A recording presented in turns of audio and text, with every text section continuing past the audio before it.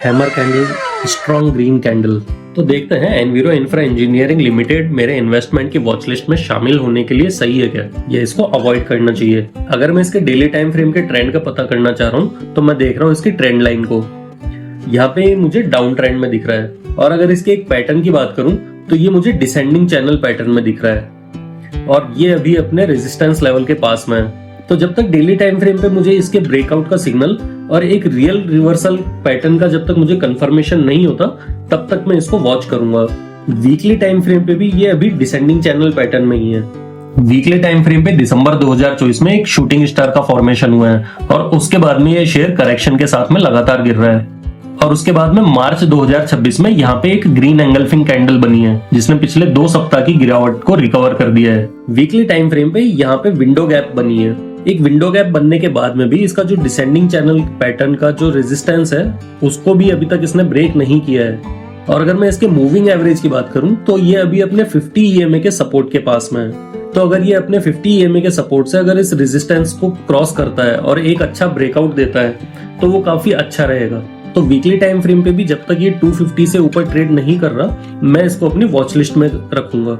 Monthly time frame पे देखूं तो यहाँ पे मार्च 2026 में एक हैमर जैसी कैंडल बनती हुई दिख रही है, जो कि रिवर्सल का साइन देती है।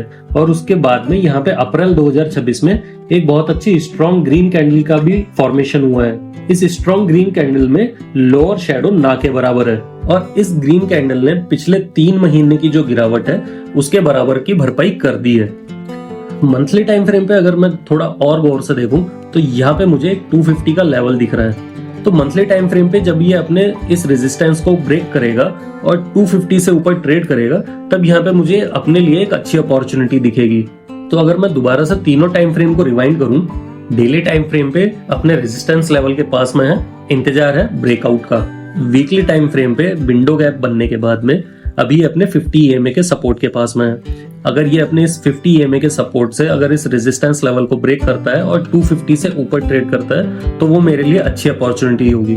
और मंथली टाइम फ्रेम पे हैमर कैंडल के बाद में बनी हुई बहुत अच्छी स्ट्रॉन्ग ग्रीन कैंडल, जिसमें लोअर शेडो ना के बराबर है। तो एनवीरो इंफ्रा इंजीनियरिंग लिमिटेड के स्टॉक को मेरे पास में अपनी इन्वेस्टमेंट की वॉच लिस्ट में रखने के कई कारण हैं। अगर मैं टेक्निकल टर्म की बात करूं तो इसके मंथली टाइम फ्रेम पे मुझे एक हैमर कैंडल दिखी है, और वीकली टाइम फ्रेम पे अभी ये स्टॉक अपने 50 EMA के सपोर्ट पे है। और अगर मैं कंपनी के कोर बिजनेस की बात करूं, कंपनी का ऑर्डर बुक 4600 करोड़ क्रॉस कर चुका है। मतलब आने वाले 1-2 साल का काम ऑलरेडी लाइन अप है। ये कंपनी सिर्फ वाटर इंफ्रा के काम तक रुकी हुई नहीं है, ये कंपनी अब रिन्यूएबल एनर्जी और बैटरी स्टोरेज जैसे फ्यूचर सेक्टर में भी एंट्री कर रही है। ये कंपनी सिर्फ प्रोजेक्ट ही नहीं बनाती, उनका मेंटेनेंस भी करती है, जिससे इस कंपनी की रिकरिंग इनकम भी चालू रहती है। ये वीडियो मैंने आप सब व्यूअर्स को टिप देने के लिए नहीं बनाया है, ना ही इस वीडियो को बनाने का मेरा उद्देश्य ये है कि आप सब व्यूअर्स मेरी बात मान के इस कंपनी में अपना इन्वेस्टमेंट चालू करें।